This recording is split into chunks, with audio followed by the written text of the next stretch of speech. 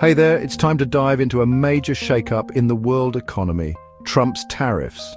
During his presidency, Donald Trump introduced a wave of tariffs aiming to reshape global trade. Let me break it down for you so you can see how these moves rippled across the globe. First, let's talk about the tariffs themselves. In 2018, the US slapped a 25% tariff on steel imports and 10% on aluminum. These were justified under national security concerns. Then came the big one, tariffs targeting over $350 billion worth of Chinese goods, including electronics, machinery, and textiles. But it didn't stop there. Trump's administration also eyed automobiles and consumer goods. Now, how did the world respond? China hit back with tariffs on $110 billion worth of US goods, especially agriculture like soybeans and pork. The European Union wasn't far behind, imposing tariffs on American products like motorcycles and bourbon. Canada and Mexico also retaliated, targeting steel, aluminum, and a variety of consumer goods. Even India and Turkey joined the fray, raising tariffs on US products. So what was the impact on the US economy? Well, for starters, higher consumer prices. Tariffs acted like a tax on imports, and many US companies simply passed these costs on to consumers. Studies found that the average American household paid hundreds more annually due to increased prices on electronics, appliances, and clothing. Then, there were the disruptions in manufacturing and farming. While some steel and aluminum producers saw short-term gains, industries relying on these materials faced higher costs.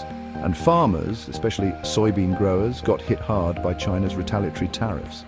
The US government had to issue billions in subsidies to offset these losses.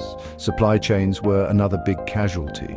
Companies had to shift sourcing, reroute logistics, and deal with increased regulatory burdens, leading to higher operational costs and delays. And despite the intention to reduce the US trade deficit, it remained largely unchanged during Trump's presidency. In some cases, it even grew due to stockpiling before tariffs took effect. The investor reaction was swift and volatile. Equity markets often dropped on news of new tariffs, especially in tech, automotive, and retail sectors. Agricultural futures like soybeans and corn saw price drops, and energy markets fluctuated due to global economic slowdown concerns. The dollar strengthened as a safe haven, while the Chinese yuan weakened, raising concerns of a currency war. Investor sentiment took a hit, with many firms delaying investments due to trade-related uncertainty. Long-term, Trump's tariffs have left a mixed legacy. Some industries gained protection, but others faced unintended consequences. US-China tensions have set the stage for a new era of economic rivalry. Overall, tariffs acted as a drag on growth, with several studies estimating a net loss of US jobs outside protected industries.